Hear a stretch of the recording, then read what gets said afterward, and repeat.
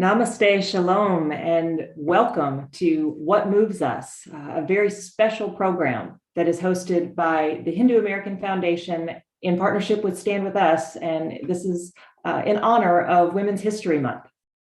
I'm Carly Gammill. I'm the director of the Stand With Us Center for Combating Anti-Semitism.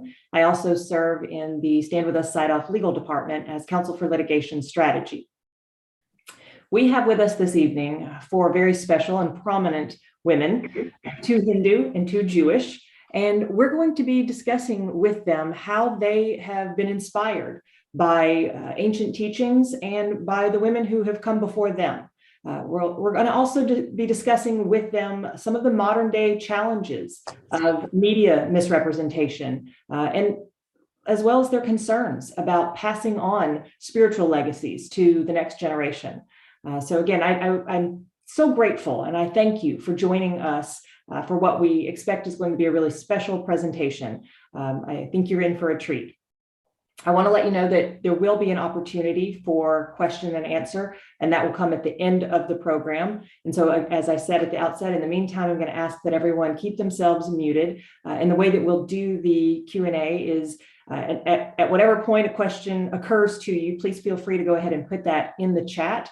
And then at the end, we'll go through those and we'll try to get to all of them. I know there are a number of attendees, and so we'll do the best that we can. And hopefully the questions that we do get to, we'll just continue to round out the experience this evening. So first, it is my pleasure to welcome and to introduce to you Jenifer Rajkumar. She made history as the first South Asian American woman ever to be elected to a state office in New York. So welcome, Jenifer. Let me tell you just a little bit about her, and then I'm going to let her share with you about her experiences. Jenifer's a civil rights attorney and a former district leader with a background working in government. She served as the state's director of immigration affairs and as special counsel from 2017 to 2019. She's on the board of Represent Women, on the Legal Advisory Council for Sanctuary for Families, and she's a member of a number of other organizations for social change. She also taught as a professor at CUNY's Lehman College. Jenifer was born and raised in New York, the first generation American in her family. Her parents immigrated to the United States with just $300 in a suitcase, settling in Queens. With early roots in public service and giving back, Jenifer graduated from Stanford Law School with distinction for her pro bono legal work on behalf of vulnerable individuals. She graduated from the University of Pennsylvania, magna cum laude, Phi Beta Kappa, where she received the Alice Paul Award for exemplary service to women and families. So once again, we are just so pleased to have you here with us, Jenifer. And I want to just dive right in. And I wanted to say, I know with you being a groundbreaker and not really a clear model to follow, you had to have found inspiration and must continue to do so in your heritage and in the Hindu and Indian women who paved your path. So I wonder if you could just tell us a little bit about those inspirational women. Thank you so much, Carly, for the excellent question. Namaste to all, shalom, and happy International Women's Day. I want to thank the Hindu American Foundation and Stand With Us for bringing together the Hindu and Jewish communities tonight. Our two communities are natural partners and allies in this world. I am proud to appear before you today as the first Indian American woman and the first Hindu American ever elected to New York State office. But I know I certainly will not be the last one. When I ran for this seat in 2020 against a man who had been there many years, people told me, "You're a nice girl, but you have no shot." But we won. Not only did we won by the largest margin of any challenger in the entire state. In my journey to become the first Indian American woman ever elected to state office here, as Carly said, there is no guidebook. When you are a pioneer, there is no beaten path to follow. When you attempt something that has never been done before, you walk that path alone. However, I had as my guide my strong Hindu faith. So on this International Women's Day, I am proud to tell you that when I am searching for the strength to compete, I draw upon my inner Kali. I tap into that inner Kali, putting the intimidating task in Goddess Kali's hand. There are many Hindu women here tonight, and I know that all of you know exactly what I mean. I went to the mandir and I bowed down to the goddess Durga. She showered me with her blessings, and I truly believe that is how I made history. On this International Women's Day, I'm proud to say I come from a long line of strong Hindu women. My grandmother's name was Savitri, a person in Hindu mythology known for her wit and love. My mother's name is Urmil, named after Urmila, a heroine from the Ramayana. I am the first in my family born in the United States, and my name is Jenifer. Jenifer, by the way, is now also known in New York as a strong Hindu name. But when I was growing up, my brother sometimes called me Sita. As a college student, I traced depictions of Goddess Durga throughout history. I learned that she was the form of God that could conquer demons. I was always inspired by the devotion of Parvati, who pursued Shiva until he fell in love with her. And I grew up learning about Draupadi. When evil men tried to disrobe her, she prayed to Lord Krishna, and her sari became never-ending, an endless cloth. From this, I took that if you have faith and a loving heart, that will see you through anything. Like Draupadi, as a woman, you have within you the power that can ultimately conquer any of the bad guys. During my journey, I must say that my Indian aunties were always supportive. Not only did they believe in me, but they became politically involved themselves, showing themselves to be a powerful force. I also carry with me the Hindu teachings of my parents. I meditate every day by saying the Sanskrit words of the Gayatri Mantra. And I focused because my dad always told me to focus, like Arjuna in the Mahabharata. He always told me the story of the Pandav brothers, who all tried to shoot a bird with their bows and arrows, but only Arjuna was successful. Why? Because he saw only the eye of the bird. So every day, I tried to focus only on the eye of the bird. My dad always told me in the Ramayana, Ram could not defeat Ravan alone. He needed friends and allies like Hanuman and the army of monkeys and bears. Learning from this, I seek friends and allies because only together can we make real change. But most of all, I have always been touched by the deep tolerance and love embedded in our Hindu faith. As a Hindu American, I was always taught that God is Om, and that Om can take many forms. God can be Krishna, God can be Lakshmi, God can be Ganesha. God can also take the form of Jesus. God can take the form of Allah. As a Hindu, I adopt other faiths as my own. As a Hindu, if anyone comes from my Jewish, Muslim, Christian brothers and sisters, they will have to get through me first because I love them like myself. In my race for the state legislature, I won across all demographics, ethnicities, and faiths. And part of the reason is that as a Hindu, I love other faiths like my own. This year, I stood out as the only non-Jewish legislator to speak on the Holocaust Remembrance Day on the floor of the State Assembly, a fact that was actually covered by Jewish newspapers. I've also actively spoken out against anti-Semitism, standing with the Jewish community like it's my own.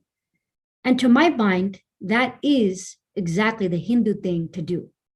That is all part of the openness, love, and tolerance embedded in our Hindu faith. That's who we are. In fact, I remember when running for office, I fondly remember meeting Jewish families who told me, you seem a lot like us with your emphasis on education and family. But I am not the only American inspired by Hindu principles of love, tolerance, and nonviolence. Martin Luther King Jr., one of our country's greatest civil rights heroes, writing his letter from a Birmingham jail, showed a deep influence from Gandhi and Hindu philosophy. And he even said that India's Gandhi was his guiding light in his technique of nonviolent social change. Yes. And America's very first civil disobedience movement, decades after Martin Luther King, also employed nonviolent tactics. And that civil disobedience movement was the American women's suffrage movement, led by Alice Paul. She was arrested for campaigning for the right of American women to vote. She was imprisoned and from prison launched a hunger strike, refusing to eat until votes for women were granted. And her nonviolent resistance, much in the style of Gandhi, pressured government leaders to pass the 19th Amendment to the Constitution, granting American women the right to vote. And as we all know, American women have now been voting for exactly 101 years.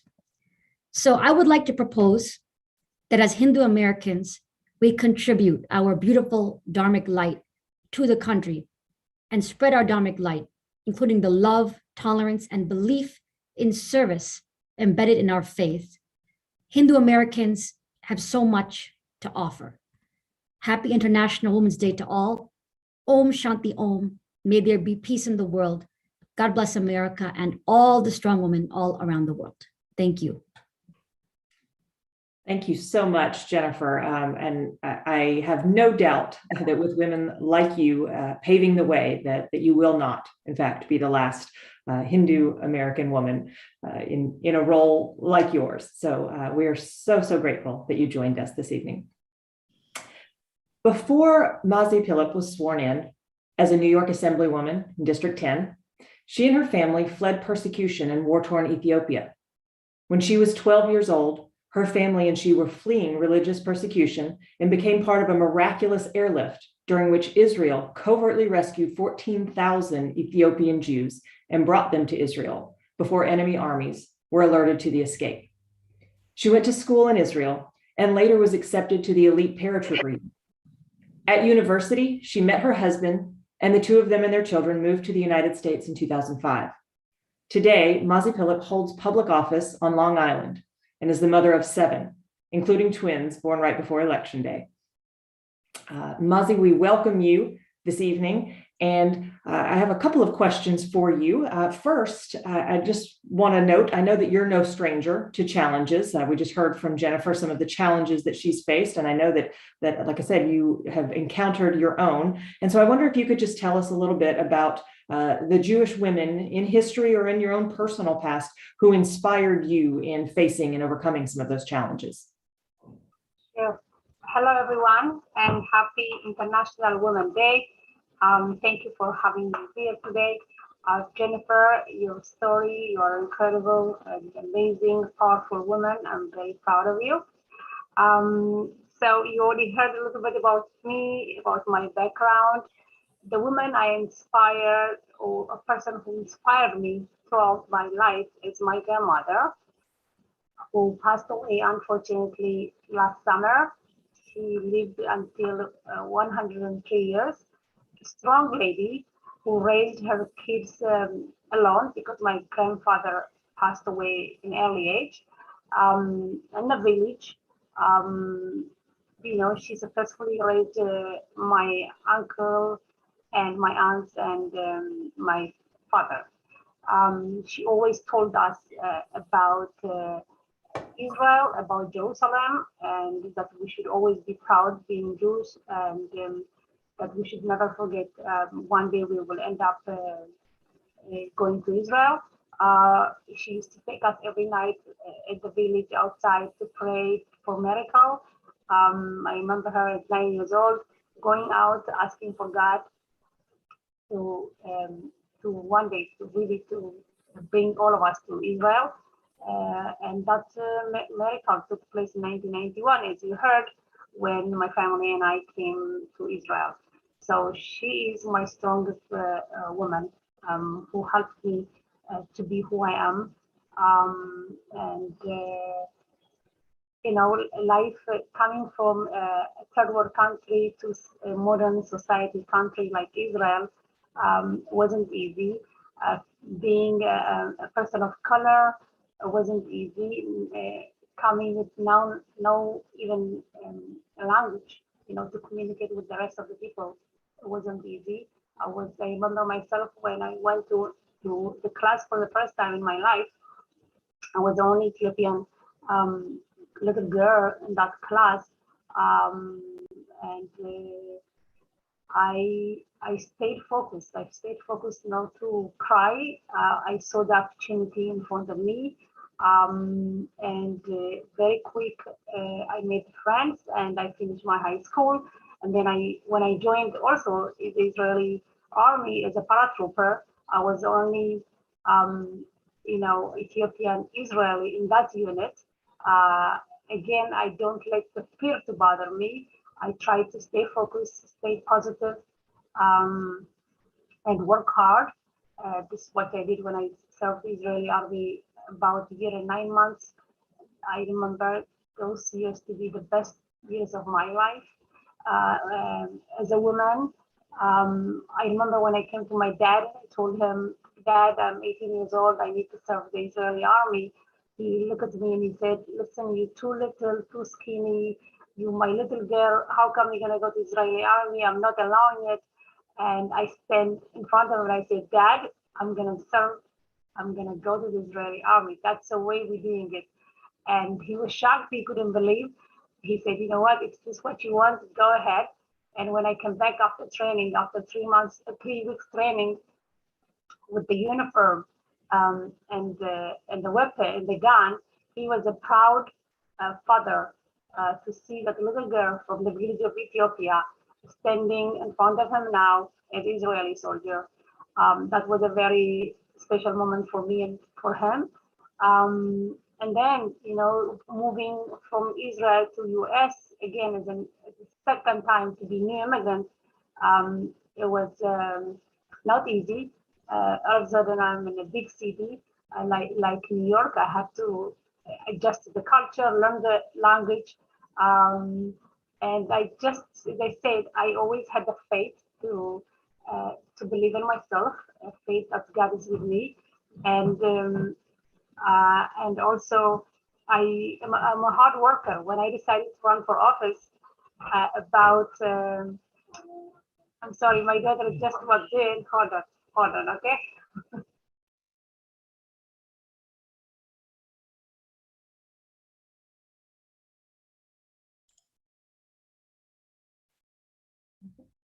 Is everything okay?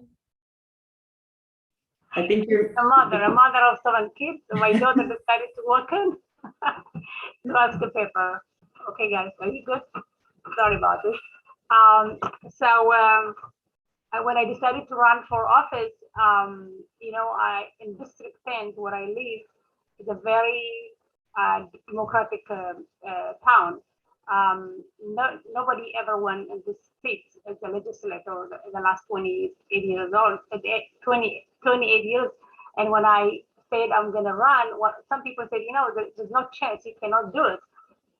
Nobody did it before you. How come you will do it? And having 5 kids, and I was pregnant with twins. And I said, guys, I'm going to do it. Just help me and we will make history. And I told them, I'm not here to cry. I'm here to work hard and to bring victory. So I was very happy. We split the seats and we won in this election. So my message to women around there who are listening to me is really stay positive, think positive, see the opportunity, work hard, and you can do whatever you want in life. So thank you for having me. Thank you for the opportunity. And I'm sorry that my daughter just jumped in. You know what? This entire event is about women making history, and your daughter is no stranger now. She's part of that, and certainly with a mother like you, like I said, I have no doubt that you will be forging ahead and leading the path for children like your daughter. So Jenifer and Mazi, thank you so much for inspiring us with your stories. At this time, I have the distinct pleasure to introduce to you 2 women who have forged not only a greater understanding between Hindu and Jewish communities, but also a deep and what I believe is an abiding personal friendship. And I just want to say that it has been a pleasure just to have a little bit of an outsider's view for what's happening in that regard. First, Peggy Shapiro is the National Director of Special Projects for Stand With Us. which is an educational organization operating on 5 continents, whose mission it is to counter misinformation about Israel and to fight anti-Semitism. Suhag Shukla is co-founder and the executive director of the Hindu American Foundation. HAF educates the public about Hinduism and advocates for policies for the well-being of Hindus and all people and the planet. Peggy and Suhag's work together is a lesson of how what's most important is not what divides the Hindu and Jewish communities, but far more important is what unites them.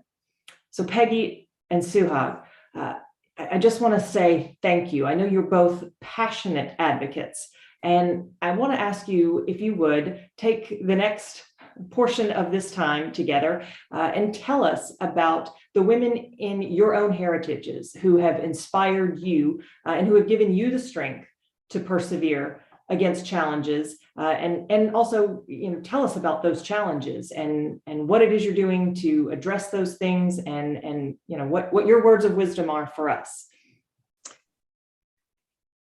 Thank you, Carly. Thank you, Jenifer and Mazi. Thank you, Asaf, who behind the scenes is making all the technology possible.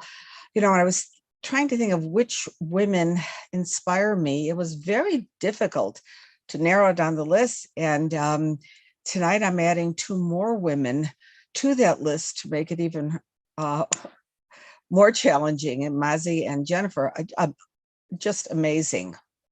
So Asaf, if you want to show slide 2. So there are a great many women in our biblical history, and they possess unique character traits, strengths, ability. But we hear a common thread, and we've heard it tonight too. All these women use their virtues to impact the future generations, either directly in confrontation or subtle determination. And they have the wherewithal to carry out what they know is right. So I'm going to talk very briefly about 4 women. The first is Miriam. Miriam in the Bible, she witnessed terrible tragedies of the Jews in Egyptian slavery, and the decree that the firstborn son will be killed, but she doesn't get caught up in the despair, which was the here now, but she clings to her own vision, and she's going to maintain this nation and her family, whatever is possible. And so it's her wisdom. She saved the baby Moses, who later became our greatest teacher. She placed him in a basket to float down a river. You would think that you'd be really nervous about something like that. And yet she stood by the bushes and watched over him. Her conviction was unshakable. They couldn't tell. And she infused her generation with faith and trust. And so when I turn on the news, and it's bad, and often it is, and some overwhelming, I look at Miriam for a broader view and to get some of her optimism. And then there's beautiful Esther, the story we're going to read soon in the Festival of Purim. It takes place in Persia, modern day Iran. She's a simple girl. She's an orphan raised by her uncle Mordecai, and she had no interest in assuming a position of royalty, but she was pushed into a royal beauty contest. She won. She became one of the queens of the very powerful and erratic king.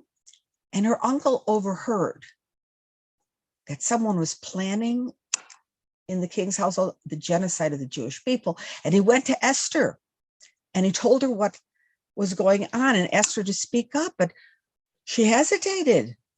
And then he said, well, you may have been born for just such a moment as this.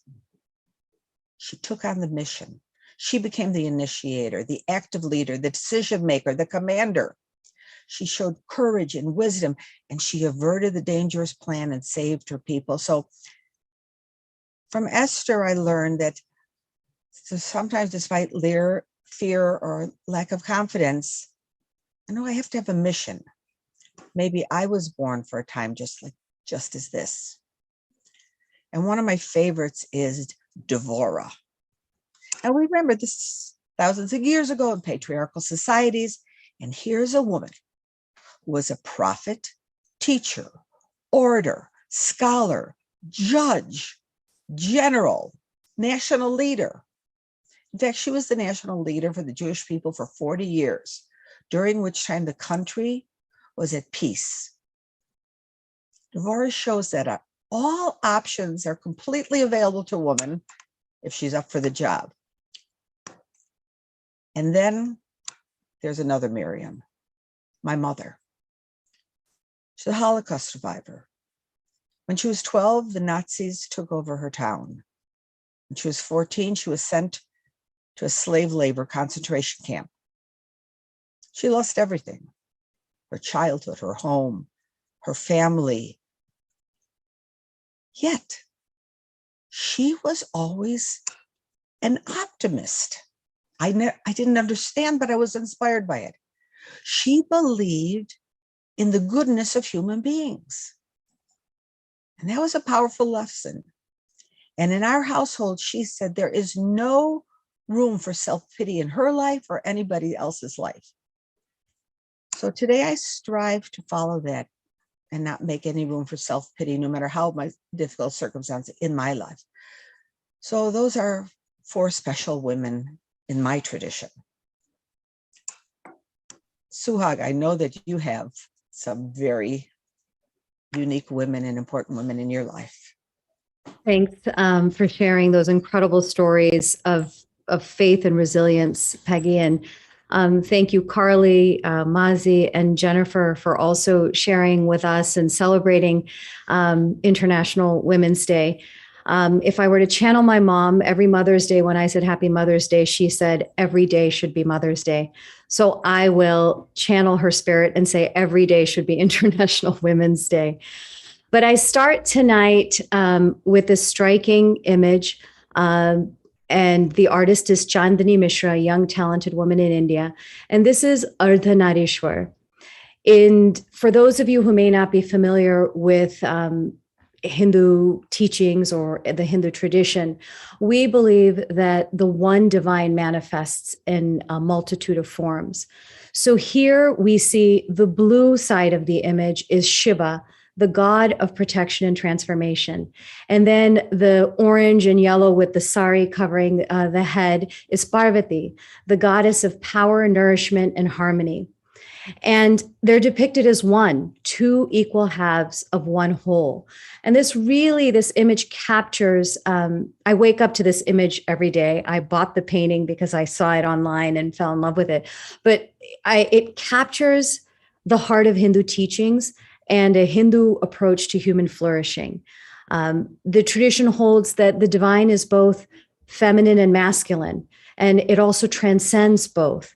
So in the transcendental or mundane plane, the masculine and feminine principles are viewed as complementary and not in competition with one another. So how does that translate in our lives?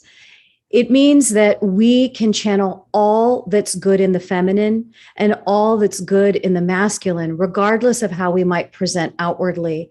And by doing this, this brings about what's called rhythm, or the eternal universal balance, and it supports our ability to flourish or experience wholeness. And oftentimes what I've found is in the fight for women's right, that we oftentimes hear a lot of demonizing of men. But through this Hindu lens of valuing the good in both, I'm deeply inspired. My work is inspired, and my approach in life is inspired by this idea of balance and bringing goodness out. Next slide. I also want to talk a little bit about some Hindu teachers and trailblazers. The tradition, as I said, describes masculine and feminine principles as embodied through various gods and goddesses, in humans, and even in the natural world. So the masculine principles, we're talking about things like preservation or transformation and dissolution. And we learn about the feminine principles through stories of our goddesses. So the first goddess that you see is Goddess Durga, the mother goddess.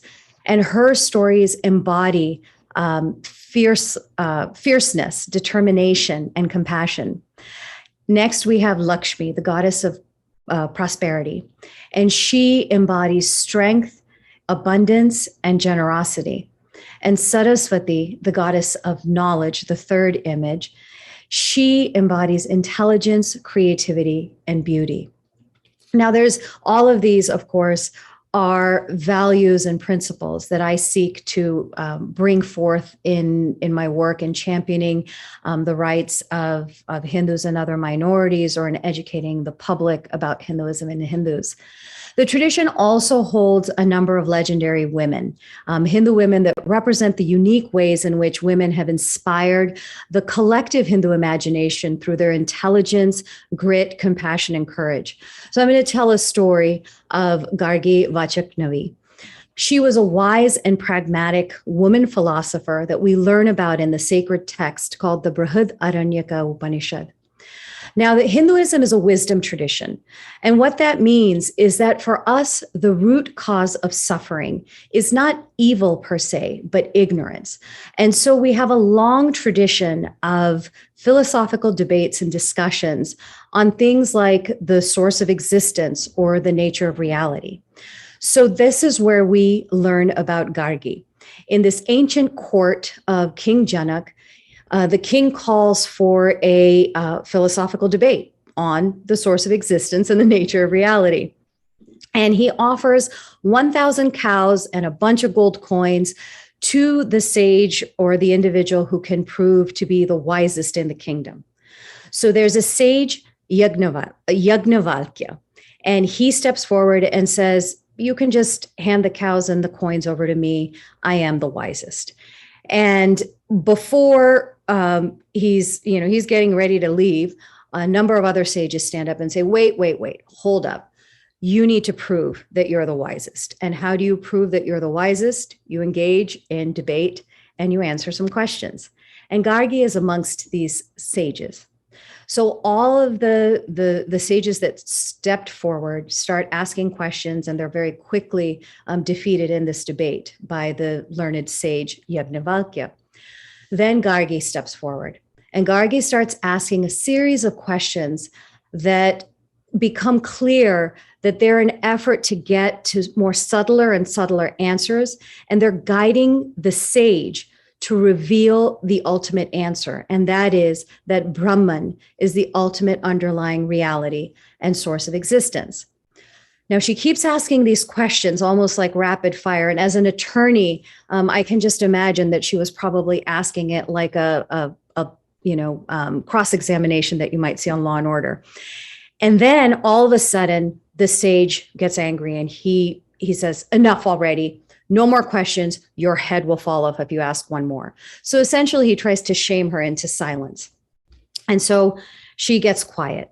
Well, then a senior sage comes forward and he intervenes, and he reminds the sage Yagnavalkya that, remember, we had come across another wise woman who had educated us on something deep and esoteric, almost acknowledging and maybe trying to provide some sort of comfort to Gargi. And then this other senior sage begins to engage in debate, and sage Yagnavalkya defeats him as well. There's been enough time now for Gargi to recover. And this is probably what makes this one of my favorite stories and why Gargi is such an inspiration to me.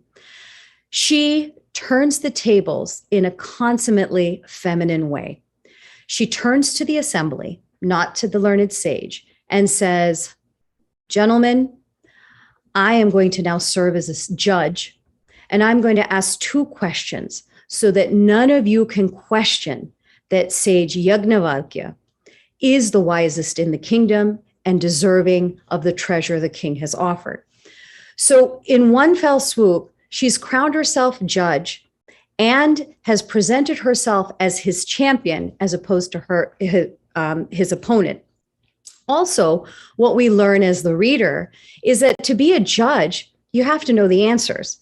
And so she's showing in a subtle way that she knows how he needs to answer the questions. Otherwise, she wouldn't be fit to be a judge. So what are the two questions? She basically asks the same question that he threatened that her head would fall off, implying that he didn't really answer satisfactorily. And she knows that he has the capability and the capacity to do so. So she asks the question again. And remember, she said, I'm going to ask you two questions. And he answers, but not the full and complete answer. And so she says, okay, humble, with full humility that, yes, you've answered this, but I'm going to ask you one more question. And she repeats the question. Why? Maybe because third time's a charm. But really, she's kind of pushing and prodding him along to give the answer that she knows he has within him. And from this, we get the core teaching of this text that each one of us, every living thing, embodies a divine spark or Atma, which is a microcosm of the macrocosm Brahman, which is the ultimate reality. So Gargi shows mastery not only in the subject matter, but how to navigate around ego and pride in an artful, intelligent manner and to achieve your goal. And I find that deeply inspiring and skills that come in very handy in the world of advocacy. I also want to bring up Jhansi Ki Rani, who's the last image on this slide.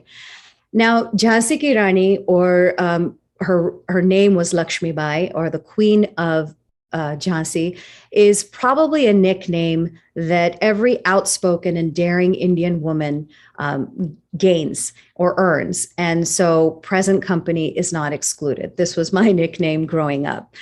And so Lakshmi Bai was a queen in the late 1800s, mid to late 1800s, where she fought the British Empire, and she died in battle. I don't want to spend too much time in going over her story, and you can look it up. There's mini series, there are storybooks, there's all sorts of resources that explain her story. But what's important about her is that she lives not only in the imaginations of Indians and Hindus, but she's physically memorialized throughout India. You will find at roundabouts statues that are made of iron in which she's riding a horse, and the horse is rearing up on its back hind legs, and she has a sword in her hand. And so she is seen as a symbol of courage and strength and perseverance, and a person that so many of us look up to. Next slide. So these women are just a few amongst countless legends. But you don't have to be a legend to be legendary. And in that sense, I have really been blessed by so many trailblazers in my inner circle. I'll start with my mom and my aunt, who's no longer here, but they both grew up in a small village in India. And my grandfather, who was a freedom fighter, saw education as the most important gift that he could give to his children. And in spite people in the village saying, no, you shouldn't send away your daughters to a city that was at least 5 to 6 hours away back then to pursue their college degrees, he ignored them and he said, no, I'm going to. So they ended up becoming two of the first women in their village to pursue higher education outside of their town. These are two women who grew up balancing pots of water, going to the local lake in our village. And my mom was known for being able to balance two pots on her head and one at her hip carrying water. That's what she did growing up. And when she was raising me, she was programming computers, and my aunt did the same thing. So for these two women, the way in which they handled the sea change in their lives with grace and courage is something that makes even the minor changes that I see in my life that much more easy to deal with. My paternal grandmother, she was widowed at the age of 35, and she was left raising 5 children on her own, all under the age of 14. And she had adopted 2 children of her brother-in-law, who both my granduncle and grandaunt had passed away. She never lost hope. Her thirst for knowledge was never quenched. She was always learning, and she encouraged her children to do the same. And that became their ticket to move to America and make a better life for all of us. She handled major adversity with humility and with selflessness, and she always remained optimistic. And that's what I try to do. And I have some incredible sisters, some by chance and some by choice. They keep me grounded. They inspire me with their respective trailblazing. And I'd be remiss not to mention the men, fathers, uncles, brothers, husbands, sons, and friends that are pictured here and not pictured here, who have also been sources of inspiration, tough love, and support. So Peggy, you and I both have been fortunate to know some incredible women who've paved the paths before us. But the going hasn't always been easy. Sometimes the way Jewish women and Hindu women are perceived and presented distort who we are and make it harder for us as religious minorities in the US. Well, let's talk about that.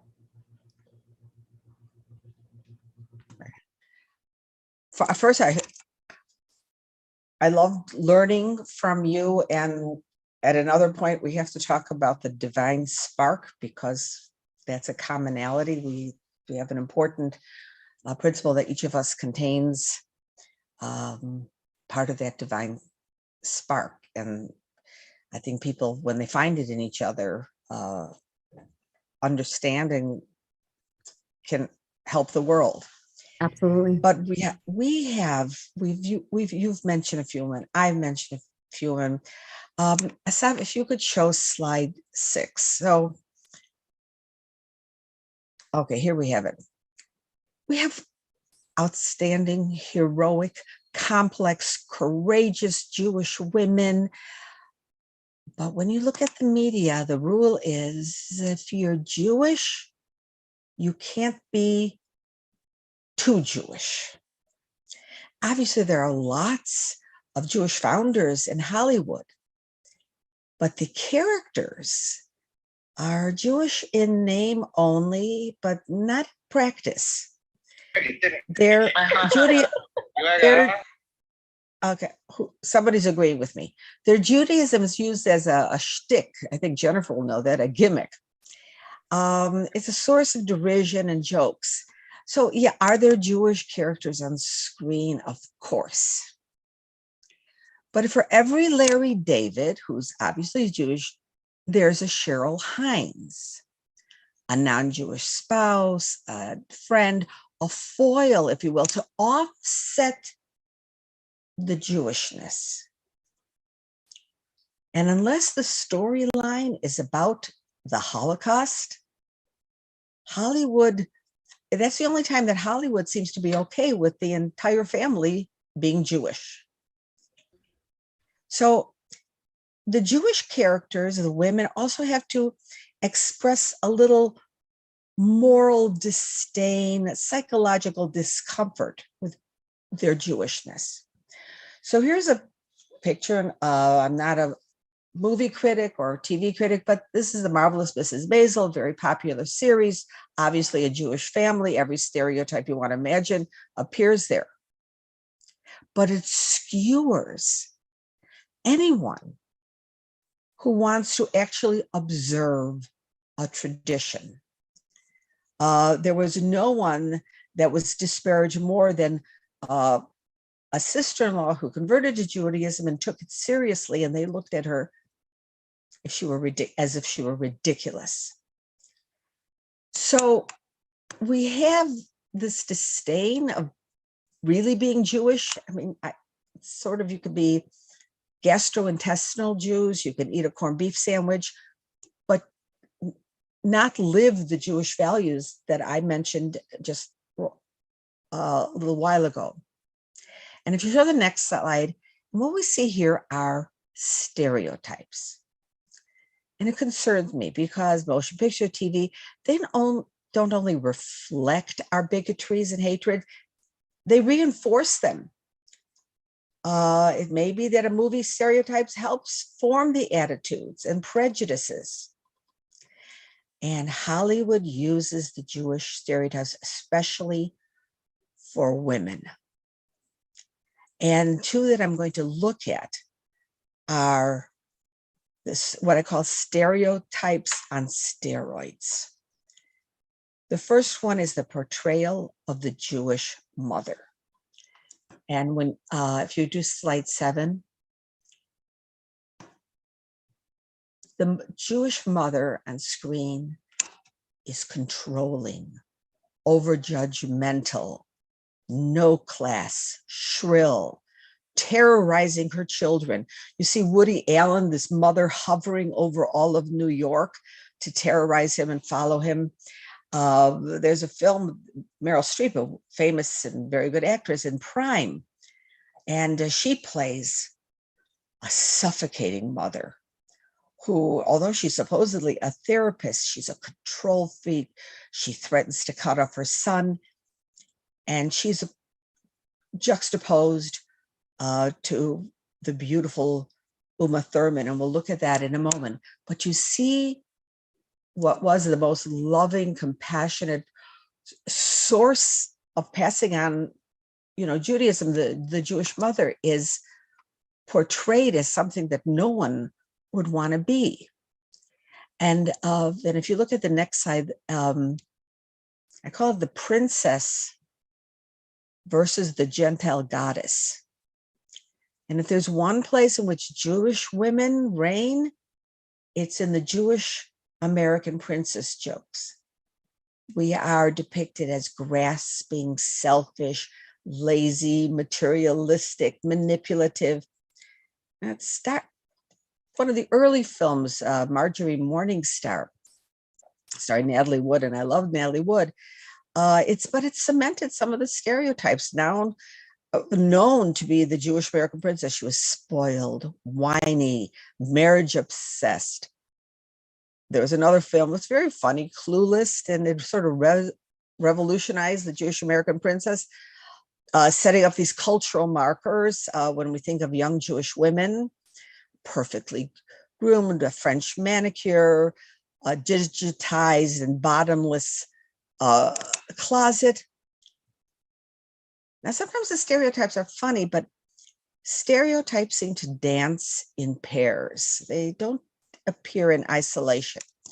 So for the Jewish woman, our stereotype serves to enhance or elevate this more Christian or Gentile beauty in this country. Again, in the film Prime with Meryl Streep, you see the beautiful Uma Thurman and Meryl Streep, who's not a bad-looking woman. She's dressed dumpy, although she's supposedly a professional woman in New York, unattractive, big glasses, bad hair, scratches her body. Another film, The Heartbreak Kid, the Jewish girl is whiny, unattractive, and she's offset by this blonde-haired, porcelain complexion alternative. You see the Mary Tyler Moore, so many, where there, if it's a competition between the girl who is Jewish and not Jewish, generally you know who's going to win. So where are the courageous Jewish women? The next slide, please. The complex characters who can comfort a child and lead a nation. Well, in films and modern media, they are running away from Jewish traditions and certainly religious practice. You see religiously observant Jews portrayed in an atmosphere that is stifling, and for women to escape, that's the noble route. The series Unorthodox, Shira Haas, and she's a magnificent actress.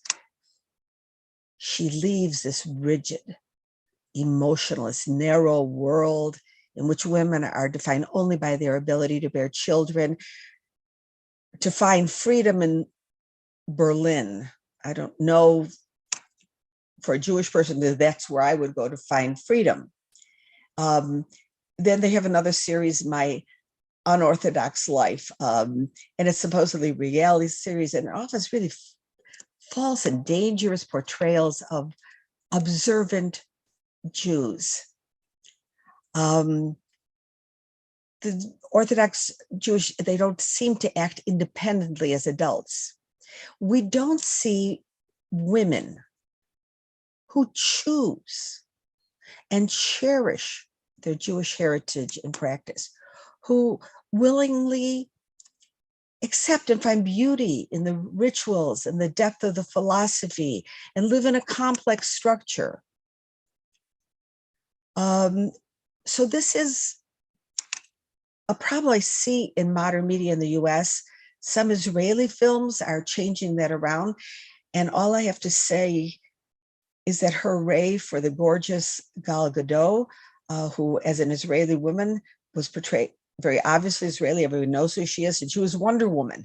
That sort of helped us a little bit, but there's still a long road to go in honestly and genuinely portraying Jewish women in the media. So how do you find it? I know Bollywood is huge, but how about here in the media here? So I'll start with education. Thanks, Peggy. I think I'm definitely going to be watching movies in a far more discerning manner than maybe I did previously. And just to add, kudos, because I think during Wonder Woman, she was 4 months pregnant from what I read. So talk about real Wonder Woman. But for Hinduism, I'm going to start with education and then transition to media, because the study or the academic study of Hinduism then ends up informing so much of what we see in the media. And Hinduism and India are still largely portrayed through a Western colonial lens. And so as early as 6th grade, American public school students are learning about Hinduism in a way that's largely disconnected from how it is as a lived reality. And the role of women, if it's mentioned at all, is described in terms of inferiority, misogyny, subjugation, exoticization, as superstitious, etc. One book even went as far as saying that Hinduism teaches that women are inferior to men. Now, I already went over what the Hindu tradition holds in terms of the very essence of God as being seen as both masculine and feminine. Now, that's not to say that in Indian society or any other society that there aren't challenges that women face. That's why there's so many women and men who are at the forefront of ensuring that women are treated with dignity and equality. But when that's the only image, that becomes a problem. What these textbooks don't mention, at least many of them, is the centrality of goddess worship in Hinduism. None of them talk about Gargi, who now all of you know the story, but a 6th grader may not, unless there's 6th graders watching today. You don't learn about key women from Hindu sacred texts like Sita and Draupadi, who Jenifer mentioned, Kunti and other powerful women that changed the direction of history. There's historic women like Jhansi Ki Rani, who you've heard about. She's not covered in any of these textbooks. Neither are widely respected saints and poetesses whose poetry is still sung today as part of the devotional practices of Hinduism. Poets and sages like Andal or Laleshwari or Mirabai. And then we also get a picture of Hinduism that's frozen in time, as if it's a piece in a museum and it's not a living tradition. So we don't learn about modern Hindu women who broke barriers, who shattered ceilings, who made significant contributions in the modern era. Anandi Gopal Joshi was one of the first doctors trained in Western medicine. She actually trained right here in Philadelphia. And no one would know about her. Shakuntala Devi, who holds like the Guinness Book of World Records on the fastest calculation. She's known as a human calculator. You don't learn about her. Indira Gandhi, she was a woman before her times, a prime minister in an era when most world leaders were men, and thousands of others that we don't learn about. And so what we see in textbooks then bleeds over into the media. But in the media, we're kind of trapped between negative stereotypes and invisibility, but in a different sort of way. So where there are stories about women, they're generally negative. There's cherry-picked challenges that Hindu and other Indian women of different faiths may face in India. 60 Minutes is probably the most notorious in kind of highlighting these types of stories. So this story that Christina Amanpour, you can see the picture of her there, the screenshot. The story starts this way. In most of the world, Nisha Sharma would be considered quite a catch, young, pretty, intelligent, someone any young man would be proud to marry. Her only problem is she lives in India.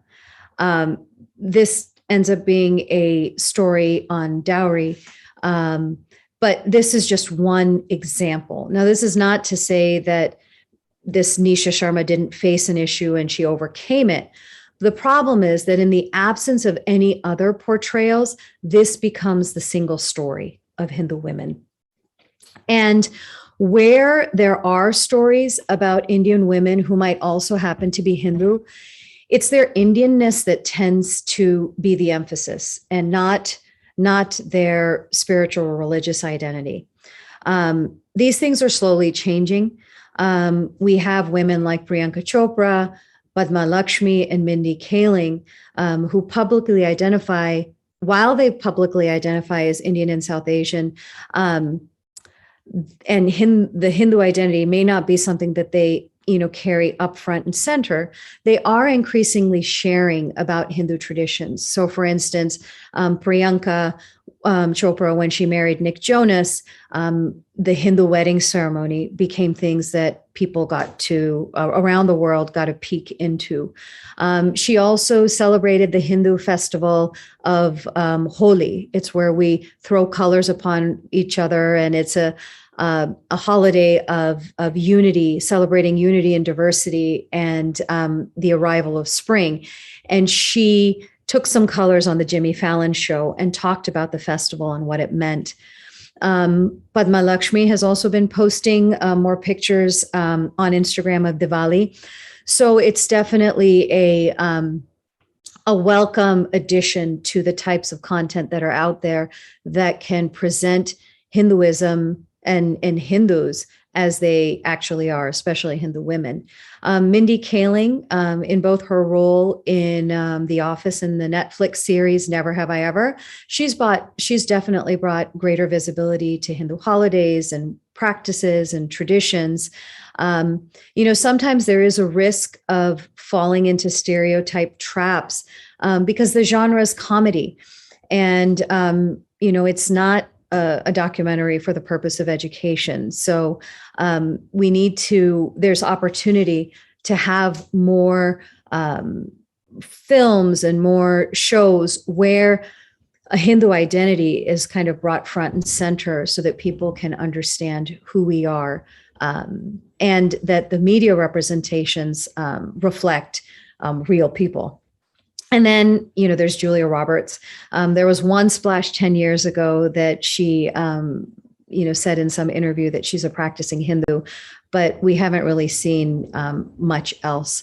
But that would be a great opportunity for her to share, both as an ambassador of the tradition to educate the public and help dispel stereotypes, but also give a positive face to Hindu women. So, as mothers, we have a tremendous influence on our children and future generations, at least up to a certain age. But our steepest competition is media portrayals, right? It's the misrepresentation and the lack of representation. What choices will they make in light of pressure to reject their heritage, to redefine themselves, or to separate from identifying from a homeland security? I think it might be a good time to shift our focus a little bit to some of the challenges that really kind of are at the center of what inspires us, the misrepresentations we see, and what do we do with that? What's the impact, and what's the possibilities? Peggy? So this is a big topic, and we have just a few minutes left because I'd love to give people an opportunity to ask questions, but it's the one of the things that keeps me up at night. I'm not so concerned with my children, but my grandchildren. I have 4 wonderful, outstanding, brilliant, gorgeous grandchildren, and I'm not biased. But what is it when they hear about one world when they're at home, and there's a completely different version of what is Jewish, what's your connection to your ancestral homeland, what they go into classrooms or among their peers. And these negative images don't only affect people who are anti-Semites, they can be internalized by Jewish young people, and they are. And more than just a feeling, actually these negative images and the increasing demonization of Jews and the Jewish homeland, it's dangerous.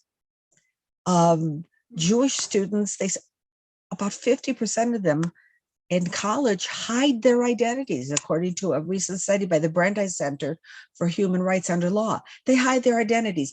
And the longer they're in college, the more they feel the need to hide their Jewish identities. So what are they learning in school that makes them want to hide who they are? And why, when we're a society that we're supposed to accept diversity, is it not okay to be Jewish as part of the broad range of diversity?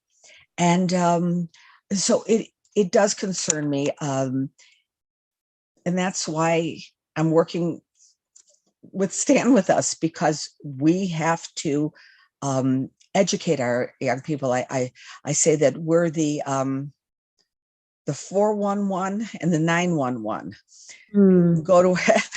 If you want, first of all, you have to educate your kids about who they are early and often. That has to come from the home again and again. It's a and know where the resources are. And we have amazing resources available on every aspect, both historical and current events.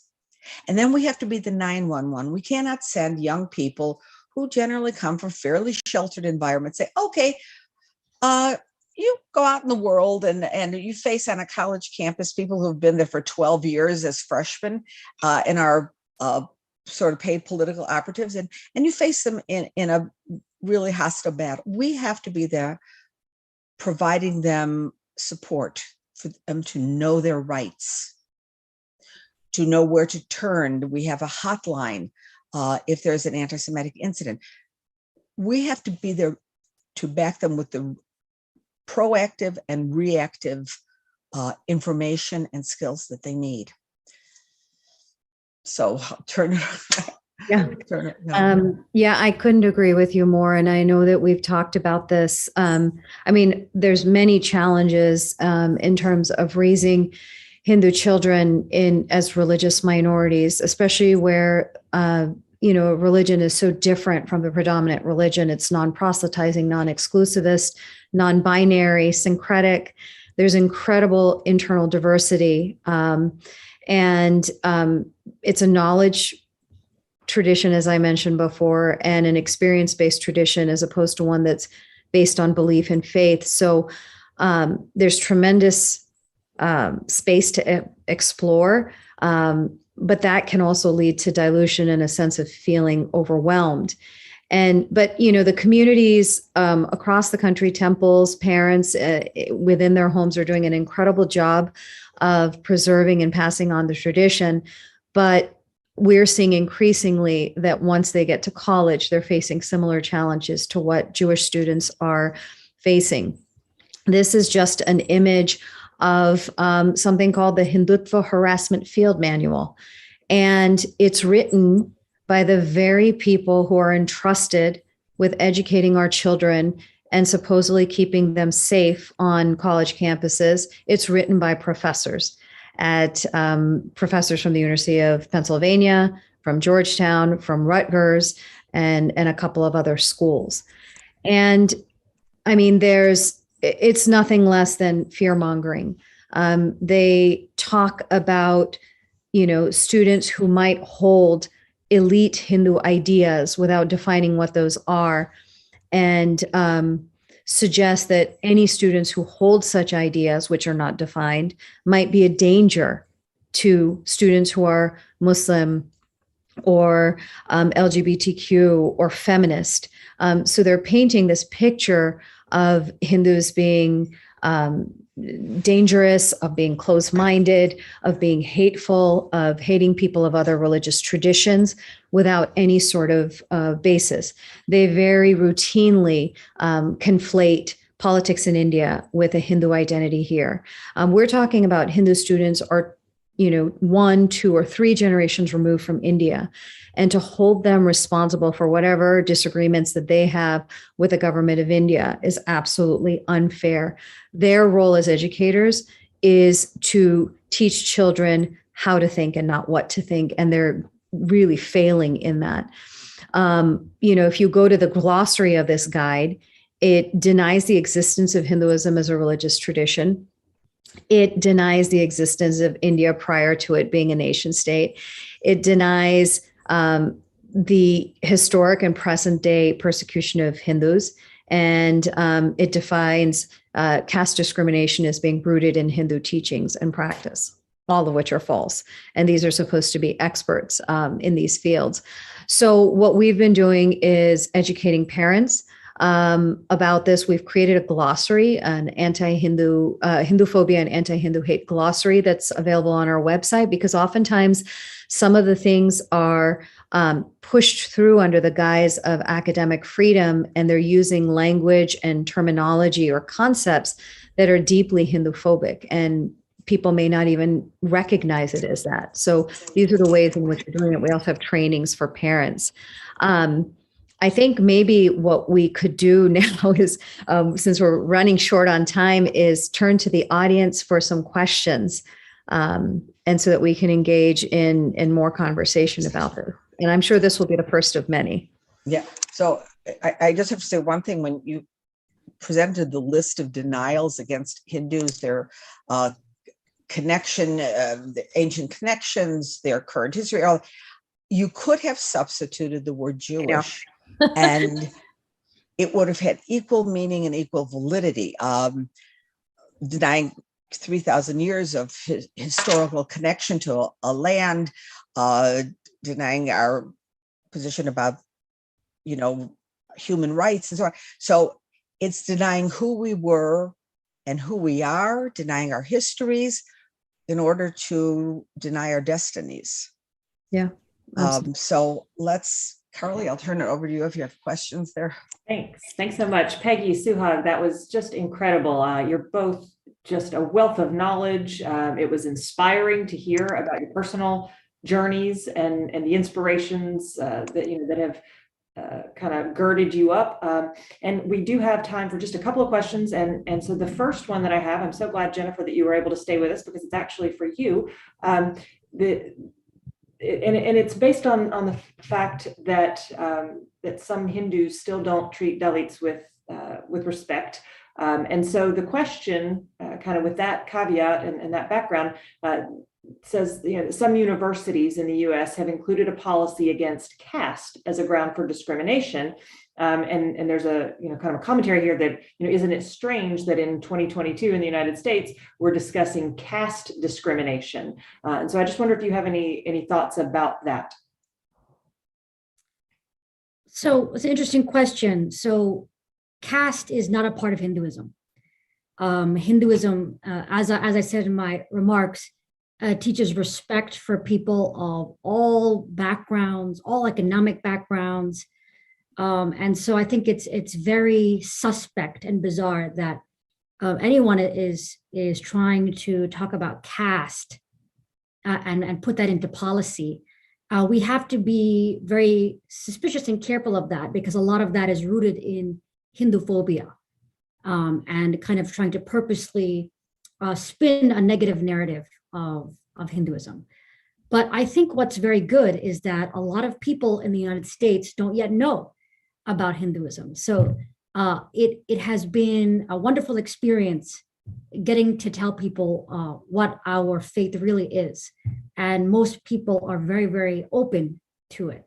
But what you brought up is definitely not at all a part of Hinduism.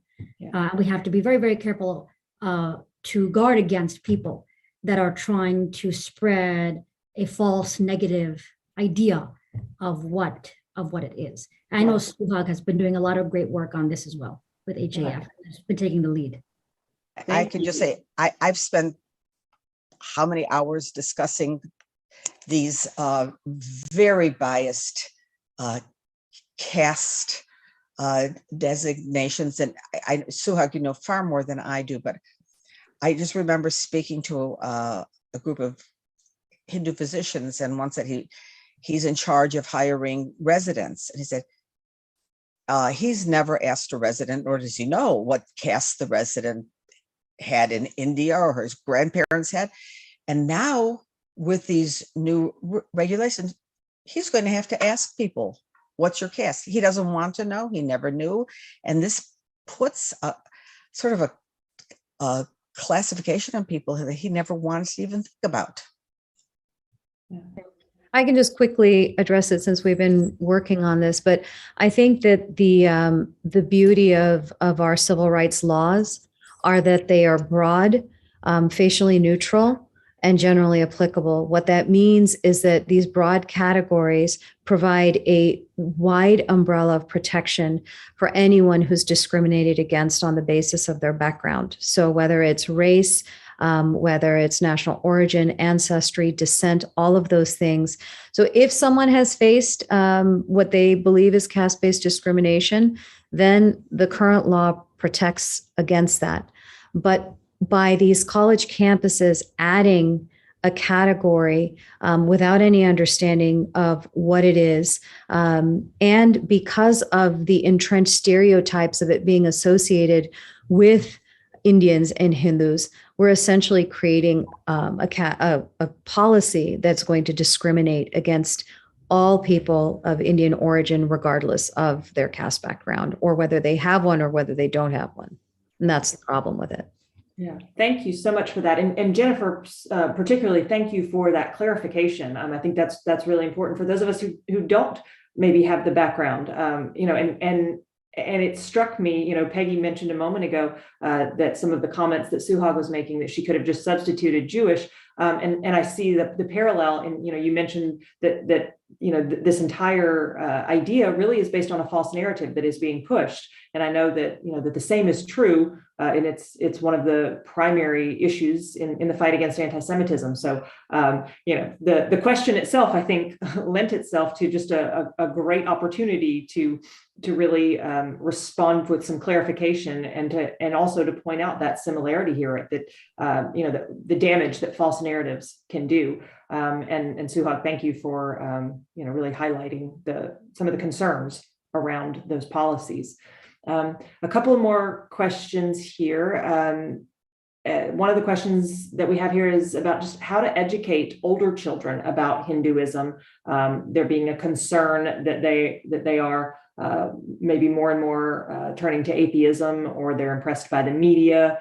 So Suhag, I'll turn to you first on this one about how to educate older children about Hinduism. I think the Bhagavad Gita is a beautiful source. It is a source of inspiration for Hindus and non-Hindus alike, because it's really a practical manual on how to lead a service-filled and purpose-driven life. How do you, work for the sake of working without having any attachment to its fruits? It means you bring your best, the best of your abilities to any task. Jenifer shared the story of single focused, of having, your eye on your goal. That's what the Gita offers. And I think that it's a wonderful text through which you can have conversations and really bring it home to your daily life. It's something that we started with our kids when they were younger, but we continue to have those conversations, whether it's struggles in school or, applying for jobs as they enter into their careers. We can always turn back to the Gita. And the beauty of that text is that every time you return to it, you take away something new from it, because it's just that all encompassing. So I would recommend reading the Gita together as a family. Yeah, thank you so much. And in order to be respectful of everyone's time, we're going to have to end the question and answer session. And I know it can be disappointing when you have questions and you want to get them in there. I look at it from the perspective of, again, we had 4 women with such powerful stories to tell and inspiration to offer. So thank you all for being here. Thank you, Jenifer, and thank you so much, Mazi. And I'm going to let Peggy and Suhag close it out. So I want to just show there are resources available. We will both Hindu American organization and Stand With Us. We have what you need. Just have to click on. We have hotlines, legal assistance.